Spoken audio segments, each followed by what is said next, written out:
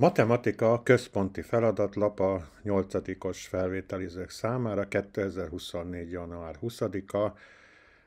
10 feladatot tartalmaz a feladatsor, ennek megoldására 45 perc van biztosítva. Fontos tudnivalók a feladatsor megoldásával kapcsolatban, hogy zsebszámológépet nem lehet használni, így aki esetleg hadilában áll még az írásbeli műveletekkel, az gyúrjon rá egy kicsit, mert nem lesz arra mód, hogy segédeszközt használjunk a számításaink elvégzéséhez. A feladatokat tetszés szerinti sorrendben oldhatjuk meg. Ez egy érdektelennek látszó, bár annál hasznosabb utasítás. A 45 percből érdemes 3-4 percet arra szánni, hogy mind a 10 feladatot áttekintve rangsorolva tervezzük meg a munkánkat, annak érdekében, hogy a számunkra legkönnyebb feladatokon túlesve több időnk maradjon a számunkra esetleg bonyolultabb feladatok elvégzésére. Egyes feladat: határozd meg a nagy A, nagy B, nagy C és nagy D értékét, és itt az egyes feladatban fölülről lefelé műveletek, illetve kérdésekre adott válaszok határozzák meg a nagy A, nagy B, nagy C és nagy D értékét. Rögtön a kis A példájában az egyes feladatnak láthatjuk, hogy 11/9-ből kell 2 egészet elvenni. Arra kell emlékezni, hogy a racionális számok meghatározás szerint felírhatók 2 egész szám hányadosaként, így a 2 is racionális, hiszen ő is felírható 2 egész szám hányadosaként, sőt 9-edekben is felírhatjuk. Ha megpróbáljuk fölírni a 2 egészet 9-edekbe, akkor azt fogjuk kapni, hogy ugye a 11/9 marad változatlanul, és ebből ki kell vonnunk 2 egészet, de 9-edekben kifejezve. 1 egész az 9/9, 2 egész az 2x9 9 lesz, tehát 18/9 kapunk. Látható, hogy egy kisebb mennyiségből veszünk el egy nagyobbat, tehát az eredményünk negatív előjelet fog kapni, és a 2 különbségét kell vennünk, hát a 18-ból 11 az 7. Tehát az A eredménye mínusz 7/9. Ide be is írjuk a megoldásba, hogy mínusz 7/9. A B esetben a nagy B értékét kellene meghatároznunk. Itt azt láthatjuk, hogy 7/9 van szorozva 7/8. Na most a 7/9 és a 7/8-nál a hatványozás alapjaira kell emlékezni, hogy a kitevő az azt mutatja meg, hogy hányszor vegyem a hatvány alapját, azaz a 7-et szorzó tényezőként. Tehát ami típus hiba, hogy rögtön 7x9 63 és hurrá, ez nagyon rossz megoldás lenne. Ezért arra kell emlékezni, hogy a 7 az 9-szer van leírva, tehát ez egy 9 tényezős szorzatot jelent. És hatvány alakba így írjuk ezt, hogy 7/9. Itt közben még 5 darab 7-esnek kellene lenni szorzó tényezőként. A 7/8-onnal ugyanez a helyzet, hogy ott pedig 8-szor veszem a 7-et szorzó tényezőként, tehát összesen a 7/9 és a 7/8 összeszorozza egymással, a 7 ebben a számsorban szorzó tényezőként 17-szer szerepel.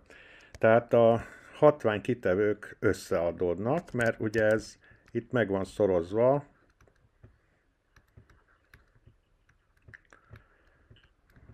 a végére is teszünk 2-t, ugye a 7/8 pedig 8 darab 7-est jelent, és akkor itt összesen ebben a hosszú nagy sorban 9 darab 7-es van, meg 8 darab 7-es, tehát összesen a 7 hatvány vagy szorzó tényezőként 17-szer szerepel, tehát a B az nem lehet más, mint 17. Tehát a 7 a 17-ent kapunk, amiből a B 17, be is írjuk ide a megoldásba, hogy 17. C feladata az egyes példának, nem látszik nagyon jól, de jobbra itt van. A 2, 3, 3, 4, 5, 2, 3, 3, 2, 4, 1 számsokasságnak a móduszát kérdezi. Na most a módusszal kapcsolatban ez egy statisztikai fogalom, a mediánnal együtt van róla szó általában. A módusz a sokasságban a leggyakrabban szereplő érték, tehát itt ha a megoldást nézem, akkor ebben a számsokasságban a leggyakrabban szereplő érték a 3, a 2 az 3-szor szerepel, a 4 az 2-szer, az 1 az 1-szer, és a 4-es számjegy is 2-szer szerepel, a legtöbbször szerepel a 3-as, tehát a móduszunk 3. Tehát, hogyha egy számsokasságnak a móduszára vagyok kíváncsi, akkor egyszerűen annyi a dolgom, hogy meg kell keressem azt az elemet, ami a legtöbbször szerepel. Ha a számsokasságban például a 4 még kétszer előfordulna, akkor előállna egy olyan helyzet, hogy a 3-ból is 4 darab van, és a 4-ből is 4 darab van. Ebben az esetben a módusz 2 érték is lehet. Ha nincs olyan elem a sokasságban, hogy aminek a száma a legtöbb lenne, akkor olyan helyzet is előállhat, hogy nincs móduszunk, tehát olyan válaszunk is lehetne, hogy a sokasságnak nincs módusza. A másik, ami előjöhet, a mediánnak a fogalma. Ehhez növekvő sorrendbe kell rakni a sokasságot. Most ez a sokasság, ez nagyon jó lesz. Hát a 1-es a legkisebb érték, 5 elraktuk. Utána a 2-esből van 1, 2, 3. Ezeket is annyiszor kell leírni, nagyság szerinti rendezéskor, ahány darab van benne. Utána jön a 4 darab 3-asunk,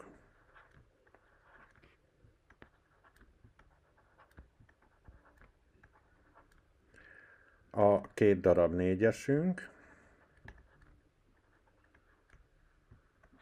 ugye ezeket felsoroltuk, és a végül a legnagyobb a sokasságban az 5. Na most, ha sorba rendeztük az adatokat, akkor meg kell számlálnunk, hogy hány elemű a sokasságunk, 2, 4, 6, 8, 10, 11. Ebben az esetben a középső érték lesz a sorozatunk, vagy a sokasságunknak a mediánja. Tehát a medián is ebben az esetben 3 lesz, a módusz is 3 volt. Tehát, és a medián is 3 értéket vesz föl, azért, mert ez a 3-as, ez pont ketté osztja szimmetrikusan a sokasságot. Na most megint felmerülhet a kérdés, hogy mi van, hogyha nem páratlan számú sokasságunk van, mert így ugye 2, 4, 6, 8, 10, 11 elemű a sokasságunk. Mi van akkor, hogyha páros számú sokasságunk van, például mondjuk szerepelt volna még egy 1-es itt az elején. Ebben az esetben a medián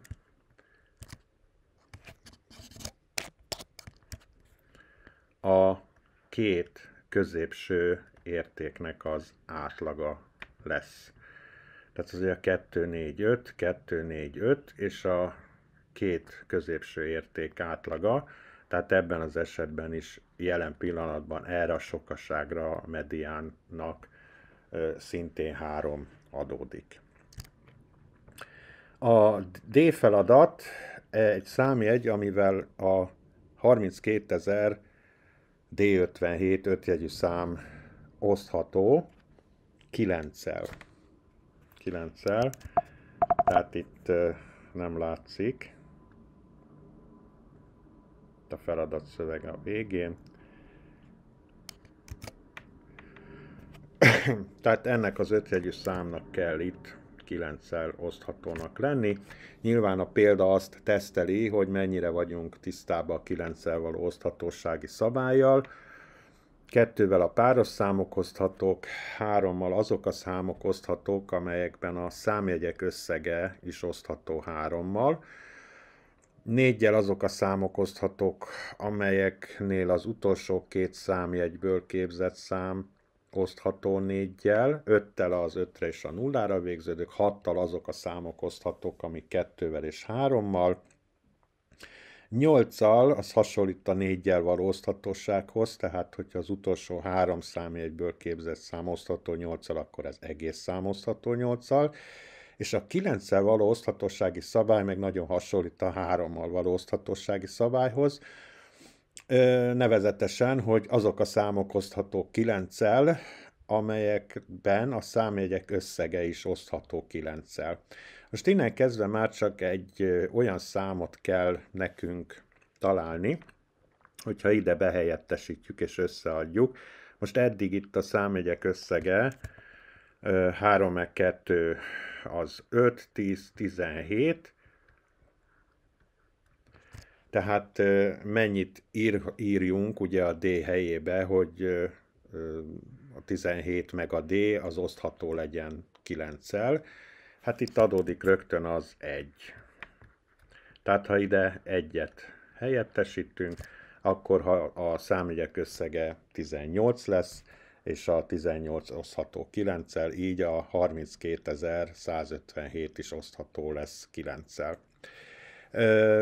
Van egy megoldásunk, előfordulhat ilyen feladatoknál, hogy több megoldásunk van, de érdemes végigpróbálni, azért nem sok időt vesz igénybe, hogy mi a helyzet 17 meg 2, 17 meg 3-ra, és 17 meg 9-ig egészen ki lehet próbálgatni, hogy na melyik az a szám, amelyiket, hogyha a D helyébe helyettesítem, akkor a számjegyek összege osztható legyen 9-szel. Itt az 1-et találtuk. A második feladatunk mértékváltásos feladat. 12 dekagram, meg hány gramma 731 gram. Azt kell tudnunk, hogy egy dekában 10 gram van, tehát a 12 deka 120 gramnak felel meg. És akkor most már csak azzal egy ilyen kiegészítős feladatunk van ezzel kapcsolatban, hogy 120 meg mennyi a 731. Hát, hogyha 120-hoz 611-et adunk, akkor lesz 731. Tehát 12 deka meg 611 gram lesz a 731 gram. 3000 másodpercből hány percet vegyünk el, hogy 30 percet kapjunk? Egy percben 60 másodperc van, tehát hogyha 3000-et elosztjuk 60-nal, akkor megkapjuk, hogy ez a 3000 másodperc, ez hány percnek felel meg. Na nézzük, akkor 30-ban nincs meg, 300-ba megvan 5-ször, 5x60 az pont 300, lehozom nullába pont 0-szor, és nem marad semmi. Tehát a 3000 másodperc 50 percnek felel meg. És az 50 percből mennyit vonjunk ki, hogy 30 percet kapjunk? Ez nem nehéz. Erre nem nehéz válaszolni, hogy 20-at. A C és a D kérdés, meg két kérdésről van szó. Hány négyzetdeciméter meg 82.500 négyzetcentiméter lesz az 1750 négyzetdeciméter. Azt teszteli a példa, hogy tudjuk-e, hogy egy négyzetdeciméterben hány négyzetcenti van. Hát a négyzetdeciméter egy olyan négyzet, aminek minden oldala 1 deci, azaz 10 centi. Azaz, egy négyzetdeciméterben 10x10, azaz 100 négyzetcenti van. Tehát a 82.500 négyzetcentit el kéne osztanunk 100-zal, ahhoz, hogy megkapjuk, hogy hány négyzetdecink van. Na most ebben a 82.500 négyzetcentiben, ha elosztjuk 100-zal, ugye képzeld be, itt van a tizedes vessző, csak ugye nem tették ki. Ha osztunk 100-zal, akkor 2-vel balra helyezzük a tizedes vesszőt, és ez a 82.500 négyzetcentiméter, az pontosan 825 négyzetdeciméter lesz. Na most ehhez mennyit kellene adnunk, hogy ezt az 1750-et megkapjuk, amit úgy is ki lehet számolni, hogy az 1750-ből kivonunk 825-öt. Ha ezt megtesszük, akkor azt kapjuk, hogy 925 négyzetdeciméter, meg a 825 négyzetdeciméter lesz az 1750 négyzetdeci. De sajnos ezzel még nincs vége, mert át kell váltanunk négyzetméterbe. Ennek sincs semmi akadálya.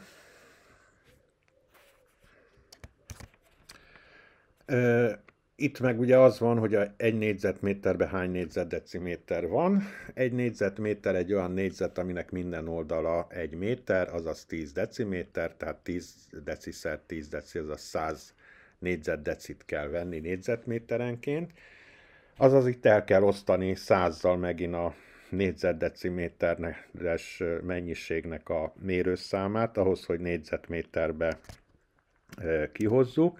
Akkor ha megint a 100-zal való osztás, ugye a képzeletben tizedes vessző 2-t balra fog vándorolni, tehát akkor ennek a megoldása itt 17,5 négyzetméter lesz, és ezzel a 2-es feladatot letudtuk.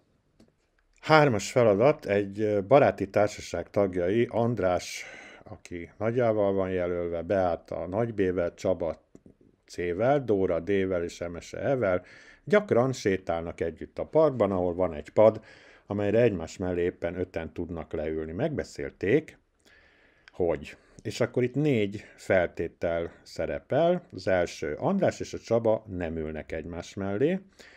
András és Beáta egymás mellé szeretne ülni. A Csaba és Emese nem szeretne egymás mellé ülni, és Emese nem szeretne a pad szélén ülni. Írd be az alábbi táblázatba a példaként megadottól különböző, de a feltételeknek megfelelő összes lehetséges ülési sorrendet. Ez az a táblázat, ahova be kell írnunk az összes lehetséges ülési sorrendet, és megoldásainkat a vastag vonallal körülvett részbe kell írnunk.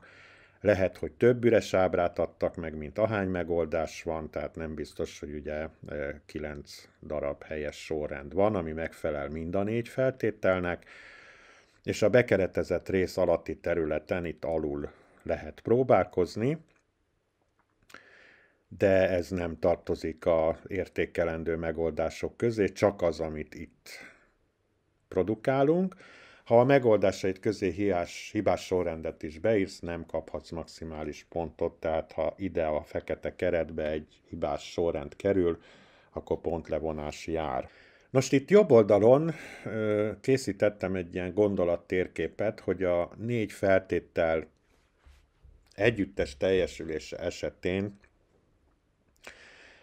és próbálva nem egyszerre 4 feltételt fejbe tartani, hiszen 4 feltétel, 5 gyerek, próbáljunk olyan értelembe sorrendeket rögzíteni, hogy egyszerre egy feltétel szerint tudjunk gondolkodni, vagy maximum egyszerre 2 feltétel szerint tudjunk gondolkodni. A feladat azt is teszteli, hogy képesek vagyunk-e egyszerre 4 felé figyelni, vagy egyszerre, vagy tudunk-e egy olyan megoldási metódust találni, amiben minél kevesebb feltételre kell egyszerre figyelni. Most itt próbáltam itt jobb oldalon ezt megtenni. Próbáltam a feltételeket szűkíteni, hogy egyszerre ne kelljen 4 felé figyelni, csak mondjuk 1 vagy 2 felé. Azt mondja, én először itt az MSE nem szeretne a padszélén ülni feltételből indultam ki. Ez esetben, hogyha 5 hely van ezekben a lehetséges sorrendekben, akkor MSE a második helyen ülhet középen, és ülhet a negyedik helyen.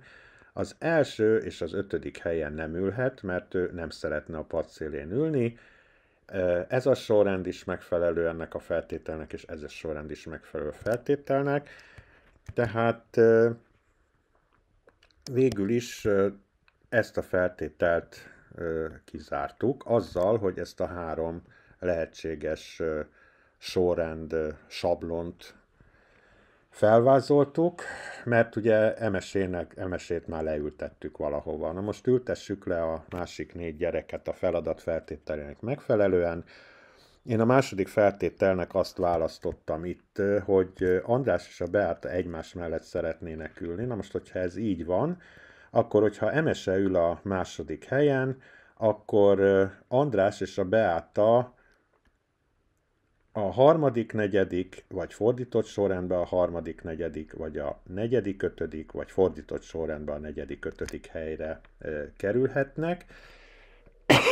És most már csak 2 gyereket kell ez esetben elhelyeznem, Csabát és a Dórát.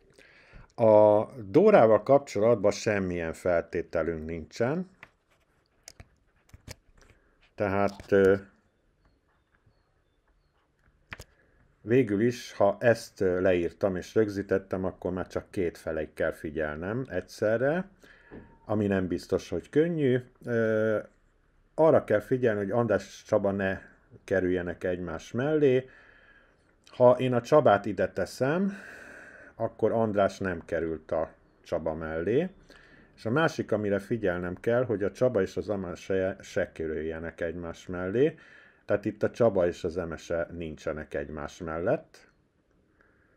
Tehát akkor az első helyre bekerülhet Dórika, és akkor kaptam már is egy lehetséges olyan sorrendet, ami mind a 4 feltételnek megfelel.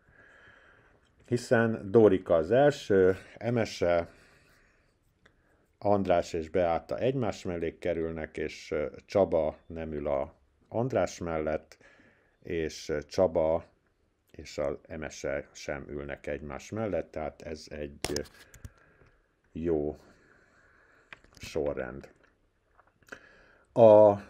Amikor a MSE a második helyen van, és fordított sorrendben írtam Beát és Andrást, hiszen ők egymás mellé ülnek, tehát idáig ugye jók vagyunk. Viszont, hogyha az első és a harmadik feltételt kezdjük el próbálni teljesíteni, akkor Csabát ide tudom rakni, vagy ide tudom rakni, de ez a Csabika, ez sem az MSE mellé nem akar ülni, sem pedig az András mellé nem akar ülni, tehát itt kicsit úgy lefagy a sorrendgyártás. Ugyanez a helyzet itt a harmadik, negyedik esetben, hiszen ez a Csaba, ez eléggé összeférhetetlen ezek szerint, és 2 gyerek mellé sem szeretne ülni. A Második esetben, amikor Emese középen ül,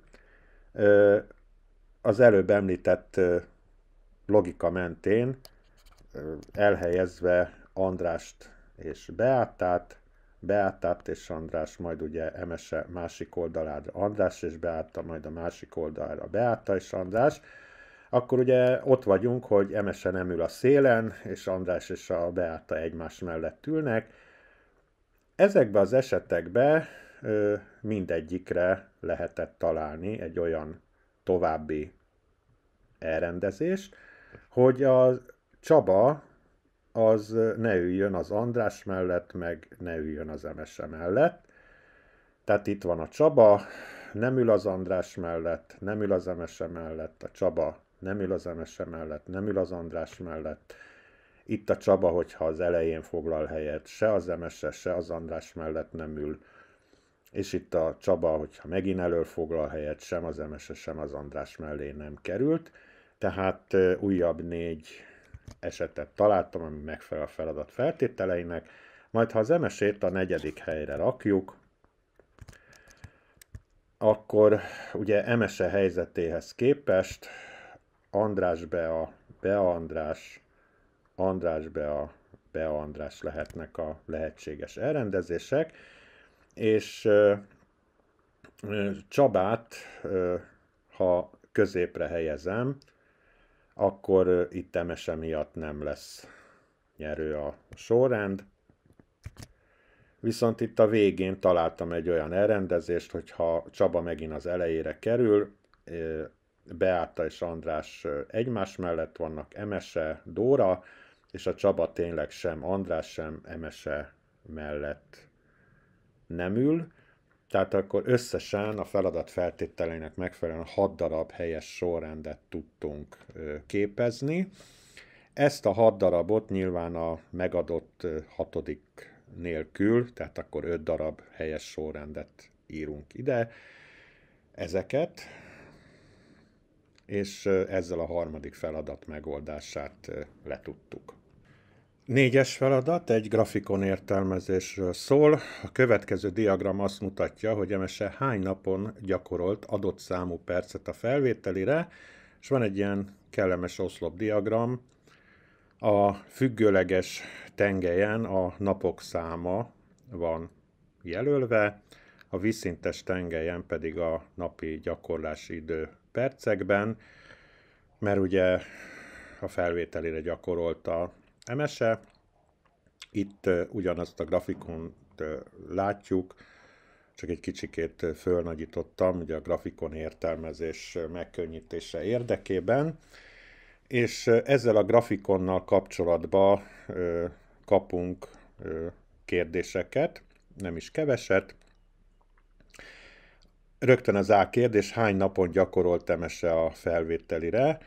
Na most összesen itt a grafikon értelmezéséhez hozzá tartozik, hogy a napi gyakorlási idő percekben, tehát volt egy nap, amikor 5 percet gyakorolt, 3 nap, amikor 10 percet, egy nap, amikor 15 percet gyakorolt, 4 nap volt, amikor minden nap 20 percet gyakorolt, és volt egy nap, amikor 30 percet gyakorolt a felvételire.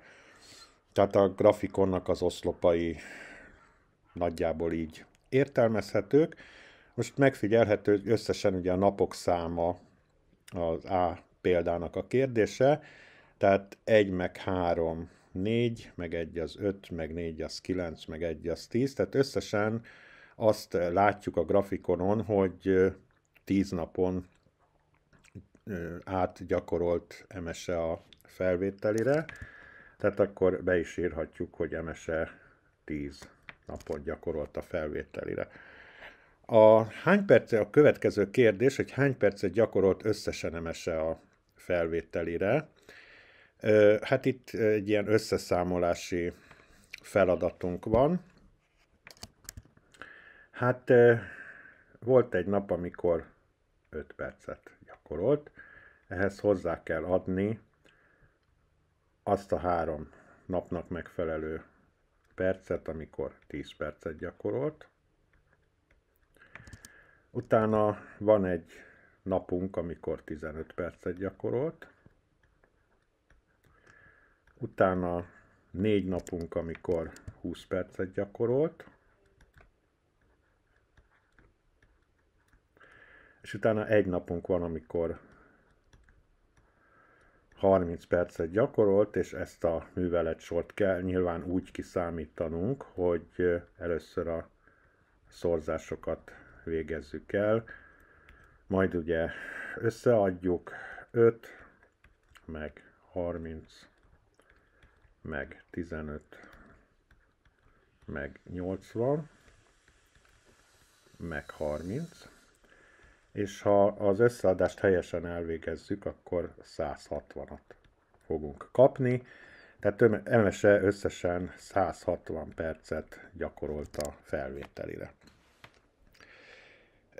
Jön a feladat talán legbonyolultabb kérdése. Második naptól kezdve Emese minden nap legalább annyi ideig gyakorolt, mint az előző napon. Na most, hogyha legalább annyi ideig gyakorolt, akkor vagy a következő nap ugyanannyit gyakorolt, mint az előző nap, vagy többet gyakorolt. Tehát ez meg abban az esetben fordulhat elő, hogyha ezeket a napokat vesszük alapul, ugyanis ezekre érvényes az, hogy a második naptól kezdve minden nap legalább annyi ideig gyakorolt. Tehát ezekre a napokra érvényes, hogy itt 4 nap egymás után 20 percet gyakorolt. Ezeket a napokat nem követheti olyan nap, amikor 15-öt, vagy 10-et, vagy 5-öt gyakorolt. Csak olyan nap követheti, amin 30 percet gyakorolt. Tehát akkor az utolsó 5 nap, az ez, 2, 3, 4, ez az utolsó 5 napnak a gyakorlási idejét mutató oszlopok, és akkor hány percet gyakorolt naponta átlagosan az utolsó napon. Na most az átlag az ugye van 4x20 és 1x30, és ennek az átlaga kell, ennek az utolsó 5 napnak az átlaga. Tehát akkor a perceket összeszámlálva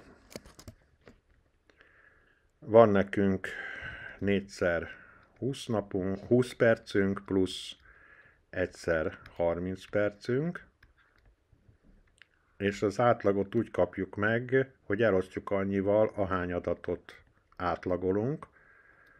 Tehát 5-tel, mert 5 adatot átlagolunk, mert az utolsó 5 nap átlagáról van szó. Zárójelben ez itt 80 meg 30. És akkor azt találjuk, hogy 80 meg 30 az 110, és a 110-ben az 5, az 22-szer van meg. Tehát a válaszunk az a kérdésre, hogy hány percet gyakorolt naponta átlagosan, 22 percet gyakorolt naponta átlagosan. 5-ös feladat, egy koordinátarendszer tudást mérő példa. Az alábbi ábrán szereplő koordinátarendszerben B a 4-2 jelzőszámokkal rendelkezik, tehát az origóhoz képest viszintesen 4 egységet haladunk és 2-t fölfelé, mert ugye azért jobbra 4-et, mert plusz 4 az első jelzőszám, és azért fölfele 2-t, mert a második jelzőszám plusz 2, és a D 0,4 pont, tehát se balra, se jobbra, mert az első jelzőszám 0, viszont fölfele ugye 4-et haladunk, tehát ez a B és a D pont, az F egyenesen helyezkedik el, és ez van itt a koordinátarendszerben ábrázolva. Az F egyenesről látni lehet, hogy ő egy -1/2 meredekséggel rendelkezik, tehát olyan az egyenes haladási szöge az X tengelyhez képest, vagy akár, ha úgy tetszik, az Y tengelyhez képest is, hogy ugye ilyen 2-1, 2-1, 2-1, 2-1 lépésekkel tudnánk a pontokat követni szépen. És akkor ezzel a alaphelyzettel, illetve koordinátorrendszerrel ábrázolt F egyenessel kapcsolatban, illetve a pontokkal kapcsolatban kapunk a feladatban kérdéseket. Első kérdésünk: az A pont szintén az F egyenesen helyezkedik el, és az X koordinátája -2. Hát, hogyha az X koordinátája -2, akkor az origóhoz képest ugye balra, tehát a negatív irányba 2 egységet jövünk, viszont hogyha azzal feltétel, hogy legyen rajta az F egyenesen is, és a koordináta -2 legyen, akkor itt lenne a -2 pont, és ez a pont lesz a feladat kérdésébe megfelelő pont, tehát őróla van szó. Ezt A pontnak nevezte el a feladat, és kérdezi is, hogy határozzuk meg az Y koordinátáját, hát egyszerűen ugye mennyit haladunk fölfele, ugye a -2-től, 2, 4, 5-öt, tehát +5 lesz a koordináta. A C pont, a B pont Y tengelyre vonatkozó tükörképe. Tehát a Y, mint tükörtengely, ezt a B pontot kellene erre a tükörtengelyre úgymond tengelyesen tükrözni.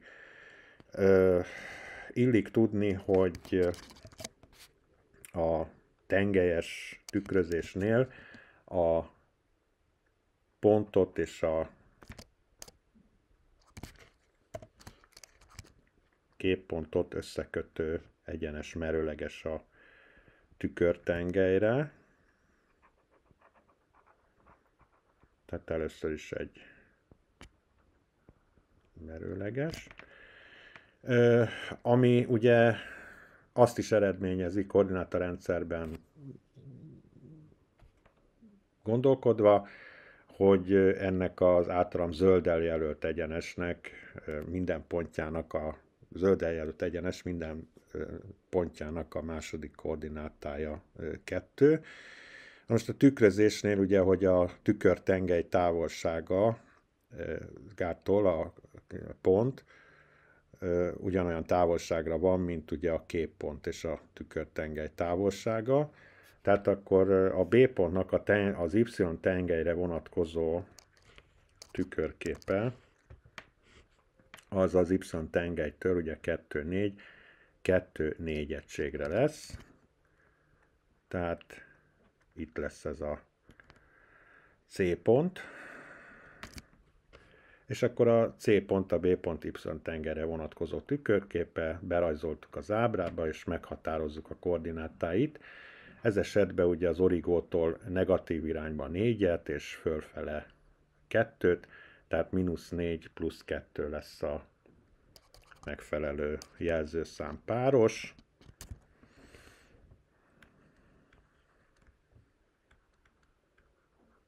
Ha nem teszünk előjelet, akkor pozitívnak is értelmezhető. Tehát ettől nem szenvedünk pontveszteséget.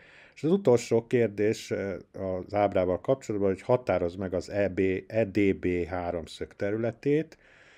Azt mondja, hogy a EDB, tehát az E, itt van az 9, 4 jelzőszámokkal, D és a B háromszögnek a területe. Hát próbáljuk itt berajzolni ezt a háromszöget. Tehát az EDB háromszögről van szó.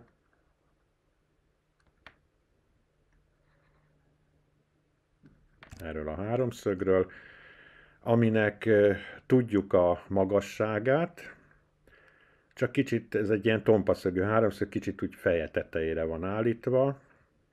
már a tompaszögén felől nézve, és azt is tudjuk, hogy a tompaszögű háromszög magassága is merőlegesek a szemben lévő, vagy a hozzáig tartozó oldalra. Tehát akkor ennek a feje tetejére állított háromszögnek ez lesz itt a magassága, amiről tudjuk, hogy 2 egység, ezt le lehet olvasni a koordinátorrendszerről. A magassághoz tartozó oldal hosszát is le tudjuk olvasni, ez jelen esetben ugye 2, 4, 6, 8, 9. Tehát van nekünk egy olyan háromszögünk, aminek a magassága 2, a magassághoz tartozó oldal 9, és akkor a háromszögről ugye annyit kell tudni, hogy az egy, most ennél a háromszögnél maradva, ugye egy 2x9-es téglalapnak a fele. Miért? Mert minden háromszög köré rajzolható egy olyan téglalap, aminek a területe pont a háromszög területének a kétszerese. Miért? Mert itt a általam narancssárgával jelölt téglalapban ez a háromszög ugyanakkora, mint ez, és ez a háromszög ugyanakkora, mint ez. Tehát a és a téglalapunknak a rövidebbik oldala is 2 egység nyilván, mert párhuzamos és egyenlőek ezek a szakaszok. Tehát akkor 9-szer 2-es téglalapnak a fele lesz pont a háromszög. Azaz a területszámítás az úgy fog kinézni, hogy T egyenlő 9x2-nek a fele.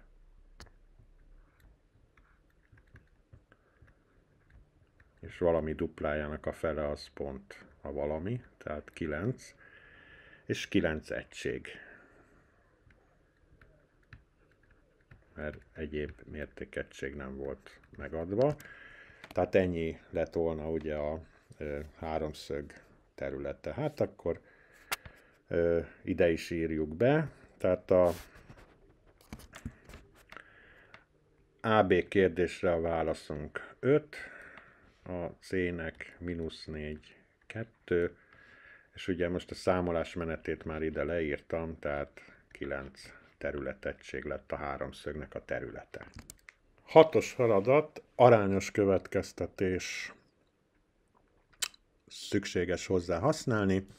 A 120 g tömegű habos szappan ára 150 forint volt. A szappangyár megszüntette a 120 g tömegű habos szappan gyártását, helyette 80 g-os méretben kezdte el gyártani a habos szappant. A 80 g tömegű habos szappan ára 160 forint lett. Hányszorosára emelkedett a habos szappan 1 kg-jának az ára ezzel a változtatással? Hát, hogyha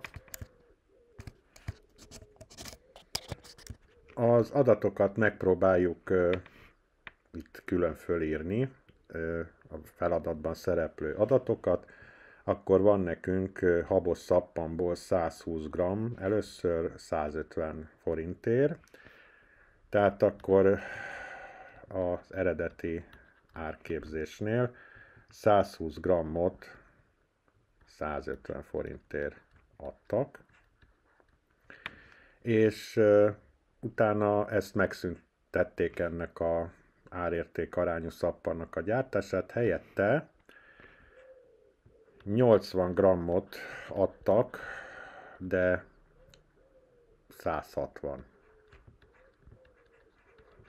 forintért.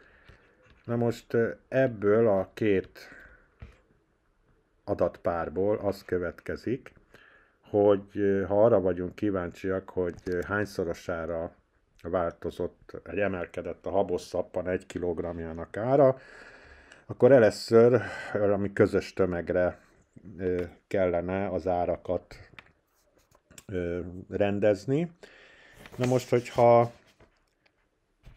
120 g 150 forint volt, akkor 1 g hány forint lehetett? Na most ezt úgy kapjuk meg, hogy a 150-et elosztjuk 120-szal, így kapjuk meg 1 g-nak a régi habos szappan 1 g-jának az árát. Hát itt, ha az ember egyszerűsít 10-zel, mert ugye ez egy tört, ugye tört vonal az osztás műveletét jelenti, azt is jelenti, tehát 15-12, amit 10-zel való egyszerűsítés után tovább lehet egyszerűsíteni 3-mal, akkor azt kapjuk, hogy 5 negyed. Tehát a régi árképzés szerint 1 g az 5 negyed forintba került. Hát nincs olyan, hogy 5 negyed forint, de most csak a számolás miatt kell ilyen értékekkel dolgozni. Az új árnál pedig 1 g esetén ugye a 160 forintot el kéne osztani a 80 g-mal, hogy megkapjuk, hogy mennyi az új ár esetén 1 g-nak az ára. Na most itt azt találjuk, hogy 2. És akkor az a kérdés, hogy a régi ár, mikor új ár lett, akkor hányszorosára emelkedett. Ezt meg úgy kapjuk meg, hogy az új árban hányszor van meg a régi. Hát 2-ben az 5 negyed.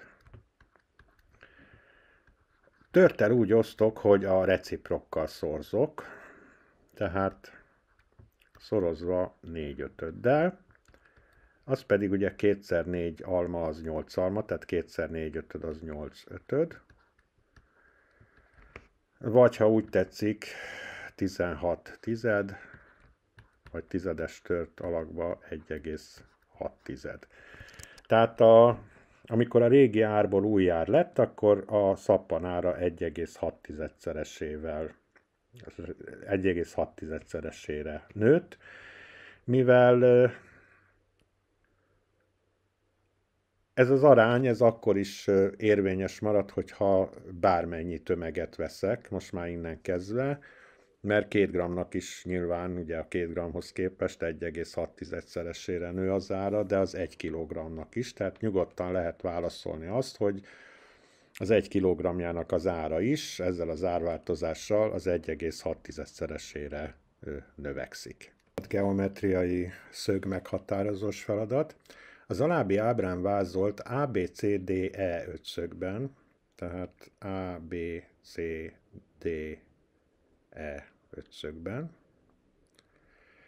a P pont itt az ötszög középtáján úgy helyezkedik el, hogy a PA, PB, PD, PE szakaszok egyenlőek, és a PBCD, tehát a PBCD négyszög egy négyzet. Az ábrán megadták két szög nagyságát, itt van egy 60 fok, és itt van egy 37 fokos szög, és a feladatnak az a kérdése, hogy mekkorák a görög ABC betűivel jelölt szögek, tehát az alfa, a béta, a gamma és a delta szög. A feladat megoldásához célszerű, hát valami más színnel, vagy valamilyen egyéb jelöléssel megjelölni azt, hogy mely szakaszok egyenlők. Na most a feladat feltételének megfelelően a PA egyenlő a PB-vel. Most, ha ez így van, akkor ő itt alul egy egyenlő szárú háromszög lesz, ugye? Amiről egyrészt azt tudjuk, hogy mivel minden háromszögnek, ennek is a belső szögek összege majd 180 fok kell, hogy legyen, és lesz egy szimmetria tengelye is, és van is neki, és az egyenlő szárú háromszögben az alapon fekvő két szög az mindig egyenlő, ez a egyenlő szárú háromszög alapja, és a két egyenlő oldal az egyenlő szárú háromszög szárai. De haladjunk tovább itt, hogy még mi egyenlő. Mivel a PD-vel is ugyanez így egyenlő, és a PE-vel is egyenlő. Ebből aztán az is következik, hogy ez az EPD háromszög is egyenlő szárú, tehát az alapon fekvő szögek egyenlők lesznek. És ez a négyszög, ez négyzet. Ha négyzet, ugye a négyszög, aminek minden oldal egy szöge egyenlő. Tehát itt az általam narancssárgával jelölt szakaszok egyenlőek, és ha négyzetről van szó, akkor minden szöge derékszög is. Ha ez így van, akkor itt a P-nél ez itt 90 fok. Hát akkor írjuk be ide is ezeket, hogy ezek is 90 fokosak, bár ez a utóbbi háromszög ez nem feltétlenül kell a feladat megoldásához. És ha ez itt alul egy egyenlő szárú háromszög, akkor ennek is itt 37 foknak kell lenni, hiszen az alapon fekvő két szög egyenlő. Ha ez mind a kettő 37 fok, akkor az alfa meg is van, hiszen az alfa és a 37 meg a 37 a 180-at kell, hogy kiadjon. Éppen ezért az alfának 106 fokosnak kell lennie. Ha az alfa 106 fokos, itt a P csúcsnál ez egy derékszög, ami 90 fokos, ez pedig 60 fok, ami meg van adva, akkor ezt a szöget is fogjuk tudni.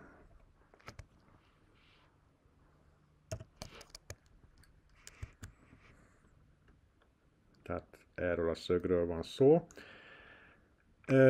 Itt a 360 fokra, ha kiegészítjük, ugye a 60, meg a 106, meg a 90-et, akkor itt azt kapjuk, hogy ennek itt 104 foknak kell lenni. Ha ez 104 fok, és ez az EPD háromszög is egyenlő szárú, csak kicsit a feje tetejére borult, akkor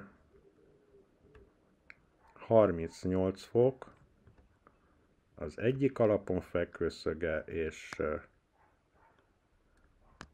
38 fok a másik alapon fekvő szöge.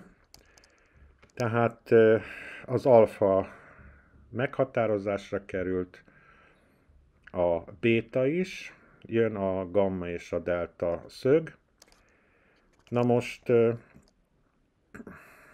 ha ez itt, ezek a szakaszok egyenlők, akkor ez a háromszög is egyenlő szárú, sőt egyenlő oldalú, mert ezek a szögek, ezek itt 60 fokosak kell, hogy legyenek. De ugye a 60 fok az nagyobb, mint ez a delta szög, tehát nem erről van szó. Viszont ha észreveszünk, akkor az AP egyenlő a PD-vel, tehát az APD háromszög is egyenlő szárú, hiszen itt van az egyik szára, ami egyenlő ezzel a szárral, és ennek a szárszöge, tehát a szárak által bezárt szöge már 164 fok. Most ebbe az egyenlő szárú háromszögben is érvényes, hogy a belső szögek összege 180 fok, és az alapon fekvő, tehát itt ez a szaggatott vonal lesz ennek a lapos egyenlő szárú háromszögnek a alapja. Tehát az alapon fekvő szögek egyenlők, tehát a gamma szög egyenlő lesz ezzel a kicsi szöggel itt. Na most 104 fok, illetve 164 fok, meg 16 lesz a 180. Tehát a 16-nak a fele az 8 fok, és akkor ez is itt 8 fokos szög. Lehúzok még egy ívet, hogy nehogy összekeveredjen a deltával. Ebből aztán az következik, hogy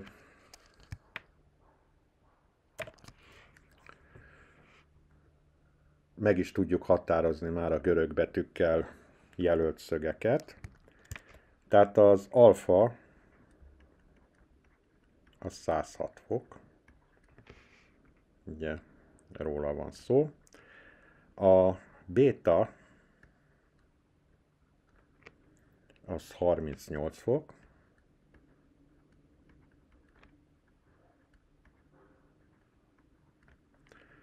A gamma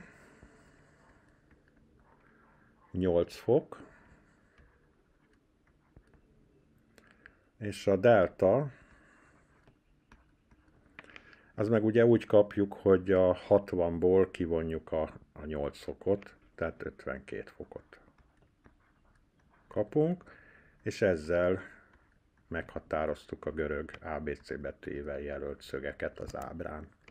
8-as feladat, totószerű példa.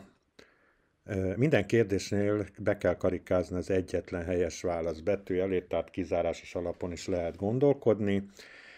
Mennyi? 4 feladat van, ide most egyelőre az A és a B fért, majd tovább görgetek a C-re és a D-re. A kérdés, mennyi a 12 pozitív osztóinak az összege? Ugye az osztók azok, amik maradék nélkül megvannak a 12-ben. Vannak úgynevezett valódi és nem valódi osztók, de ez az 1 és a 12. Tehát rögtön a nem valódi osztókat felsoroljuk, és akkor úgy kellene tovább gondolkodni, hogy a 12-t fel kell bontani primtényezők szorzatára. A 12 az 2x3. Most ez alapján most már valódi osztója lesz a 2, valódi osztója lesz a 3, valódi osztók lesz a 2x2, azaz a 4, és a 2x3, azaz a 6. Na most, ha ezeket több valódi osztója nincsen, ha ezeket a számokat összeadja az ember, akkor azt mondja 1 meg 12, 13, 15, 18, meg 4 meg 6, az 28. Tehát itt a helyes válasz a 28. Hány centiméter hosszú annak a téglalapnak a rövidebb oldala, amelynek a kerülete 35 centi, a hosszabbik oldalának a hossza pedig 14 centi. Hát célszerű egy ilyen minivázlatot készíteni. Ugye egy téglalap, egy olyan négyszög, aminek a szemben lévő oldalai párhuzamosak és egyenlő hosszúak. Minden szöge derékszög. Nem valami szép téglalap lett. De a hosszabbik oldalának hossza 14. Tehát, hogyha ez itt 14, akkor a vele szemben lévő is 14. Ebben az esetben a kettőnek az összege az 28-at fog kitenni. Ha 28-at fog kitenni, és a kerülete 35, akkor ez a másik két oldal, ugye 35-ből 28, ez 7-et fog kitenni összesen, viszont a 7 az 2 egyenlő számnak az összege, tehát akkor a helyesünk válaszunk a rövidebbik oldalra, hogy 3,5 centi. És tovább haladunk a C-re és a D-re. Mennyi a 12 és a 15 legkisebb közös többszöröse, azaz az a szám, amiben a 12 és a 15 is megvan maradék nélkül, de az ilyen számok közül a lehető legkisebb. A 12-nek is és a 15-nek is a prim tényezős szorzat alakját kellene tudni felírni ebbe az esetbe. A 12 még mindig 2x2x3, és a 15 pedig 3x5.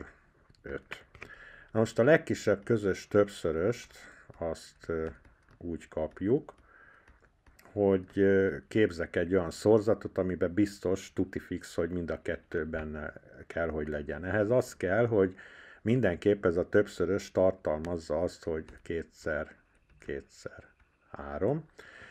És akkor Végül is most már csak az 5-öt kell hozzábígyeszteni itt a végén, mert ugye ebben a számban ugye itt van a 12, és itt van a 15.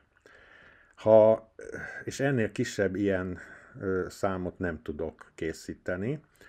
Tehát akkor, ha kiszámolja az ember, akkor 2x2, 412-ször 5 az 60. Tehát a 12 és a 15-nek a legkisebb közös többszöröse a 60, tehát a helyes válasz a B. A D feladatnál 4 lehetőség közül kell választanunk.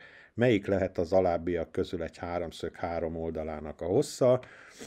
A háromszög egyenlőtlenség törvényére kell emlékeznünk, hogy bármely két oldal összege nagyobb kell, hogy legyen a harmadiknál, mert másképp nem lesz háromszög, mert a hosszúságok miatt ugye szerkesztéskor vagy rajzoláskor ilyen oldalméretekkel nem érne össze a másik két oldal. És ugye a 4 esetből ki kell választanunk azt, hogy mely esetben teljesül ez. Azt fogjuk találni, hogy a C esetben itt azért egyszerű dolgunk van, hiszen az A eset centiméterbe van végig megadva, a B eset milliméterbe, a C eset méterbe és a D eset deciméterben. Deciméterben van megadva mind a három hosszúság. Előfordul olyan példa, amikor keverve van, tehát többféle mértékegységben adják meg, de itt hál' Istennek szerencsénk van, tehát egy eset egyféle mértékegységben szerepel. Ha megnézzük, és az előbbi háromszög egyenlőtlenség törvényét vizsgáljuk, akkor a C eset, mert például mondjuk a 5 mm és a 7 mm az 12 mm, és az kisebb, mint a 13 mm. Tehát ha például mondjuk a 13 mm-re szeretnék 5 mm-rel, meg 7 mm-rel, ugye a kettő összege 12, egyszerűen nem fog összeérni, tehát nem tudok háromszöget ezzel az oldal 3-assal például szerkeszteni. Tehát a D példában a C a helyes megoldás. 9-es feladat egy hasáb térfogatáról szól. Az ábrán látható háromszög alapú egyenes hasábban, tehát ugye a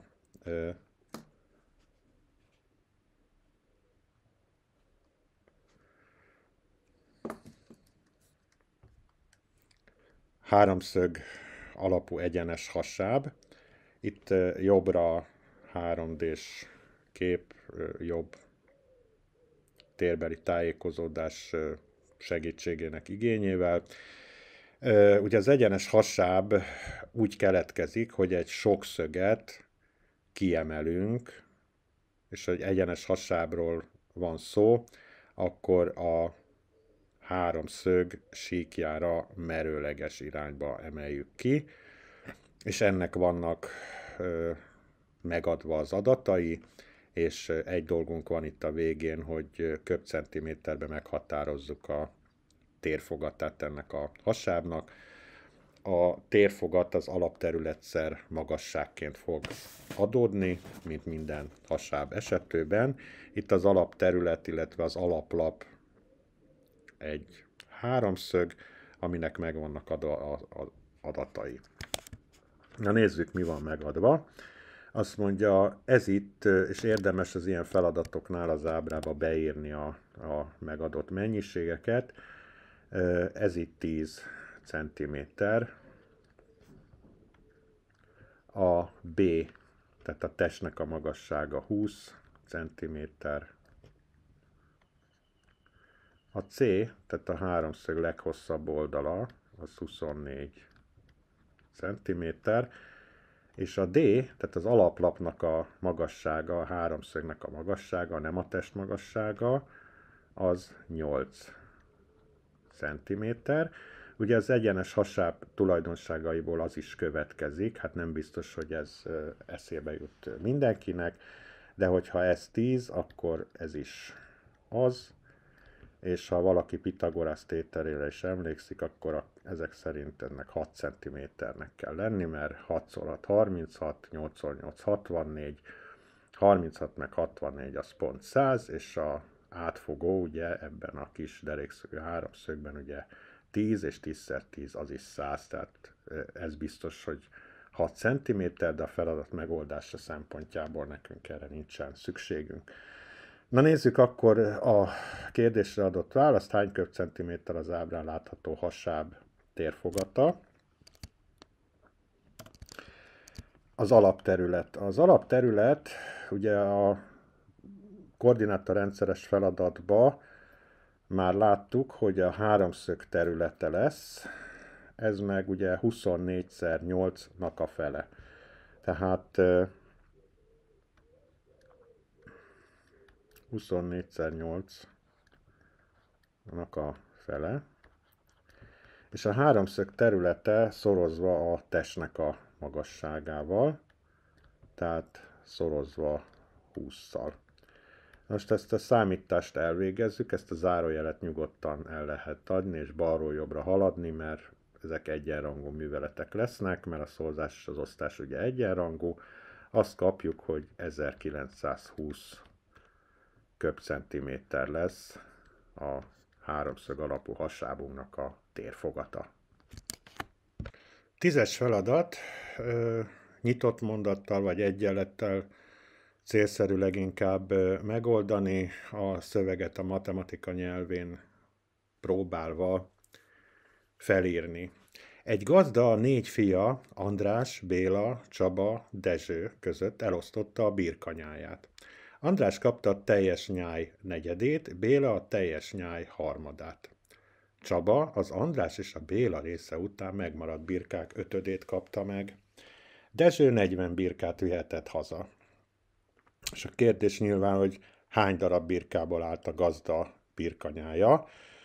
Hát általában a kérdésben szereplő mennyiséget célszerű a matematika nyelvén x-el jelölni, mert ez az, amit ki kell számítanunk, hogy és a birkanyájban lévő birkák száma az, ami itt releváns ebben a feladatban, érvényes.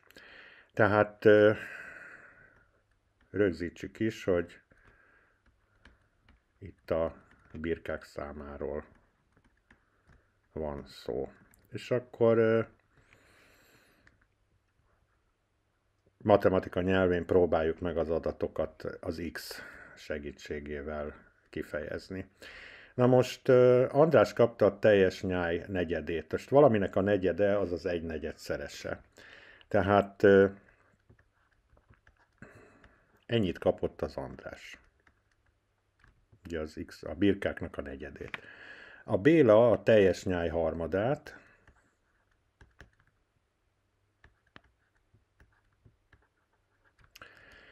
és Csaba pedig az András és a Béla része után megmaradt birkák ötödét kapta meg.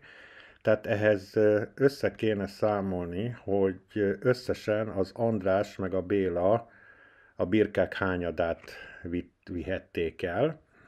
Tehát a x negyed meg az x harmad. Hát itt két törtet kellene összeadni, közös nevező a 12, egy olyan szám, amiben a 3 és a 4 is megvan maradék nélkül. Ha ezt szoroztam 3-mal, tehát a törtnek a nevezőjét, akkor a számlálót is kell szoroznom 3-mal, tehát 3x12 részét vitte el András. És itt pedig ugye a 3-at 4-jel kell szoroznom, tehát akkor 4-jel kell szoroznom ezt az x-et is. Tehát 4x12 részét vitte el a birkáknak a Béla. Ez összesen 7x12. Tehát a birkák pedig ugye 12x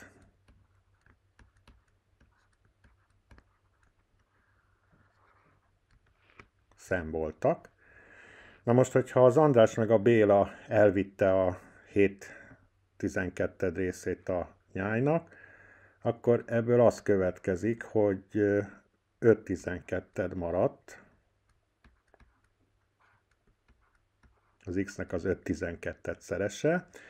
És ha a Csaba a megmaradt birkák 5-ödét kapta meg, akkor a Csaba az 5/12x-nek, vagy az 5x12-nek az 5-ödét kapja, tehát 1x12-et kapott. Na most utána jött szegény Dezső, aki 40 birkát vihetett haza. És akkor írjuk föl, hogy ez az összes birka, ez miből jön össze. Hát egyrészt ugye a birkák száma x, és a birka nyájban lévő birkák száma ugye úgy jön össze, hogy ez a 7x12, meg, tehát ennyit vitt el András és a Béla. Jön a Csaba x12 része, és a Dezsőnek a 40 birkája.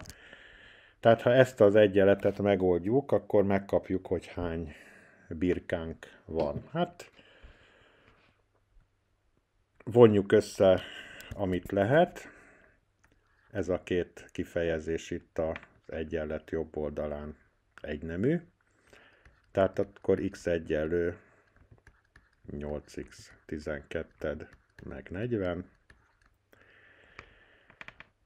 Mindkét oldal minden tagját szorozzuk 12-vel, akkor 12x egyenlő 8x meg, ugye 12-szer 40,